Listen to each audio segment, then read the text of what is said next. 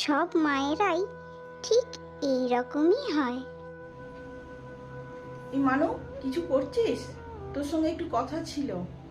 ধুর, আমি এখন তোমার কথা শুনতে পারবো না। তুমি যাও তো এখান থেকে। আমি ফেসবুকে মাদার্স ডে স্ট্যাটাস দিচ্ছি। বাবা, বাড়িতে তো মায়ের সঙ্গে এরকম ব্যবহার করছিস, আবার ওদিকে ফেসবুকে স্ট্যাটাস দিচ্ছিস হ্যাপি মাদার্স ডে। সরি মা, হ্যাপি মাদার্স ডে। দিন গড়িয়ে রাত হয়ে গেল, এখন আবার আমাকে উইশ করছে। নে নে, অনেক হয়েছে।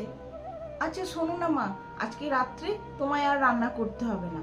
তুমি কি খাবে বলো, আমি বাইরে থেকে খাবার অর্ডার করে দিচ্ছি। এই না না, একদম নয়, এসব ফালতু পয়সা খরচা করার কোনো দরকার নেই। তাহলে এক কাজ করো, তুমি বরং রেস্ট নাও, আজকে রাত্রের রান্নাটা আমি করি। খবরদার নয়, তুই একদম গিয়ে আমার রান্নাঘরে ঢুকবি না। সমস্ত জিনিস ছড়িয়ে ছিটিয়ে রাখবে, আর সেগুলো গুছোতে গিয়ে আমার দম বেরিয়ে যাবে। আমি তো তোকে জিজ্ঞেস করতে এলাম, রাত্রিরে সাদা আলুর তরকারি আর লুচি করছি, খাবি কি? তোমার হাতে সাদা আলুর তরকারি আর লুচি, এ তো পুরো জমে যাবে। খাবো না মানে? নিশ্চয়ই খাবো। ঠিক আছে, রান্না হয়ে গেলে ডাকবো, চলে আসবি খেতে। ঠিক আছে, চলে আসবো।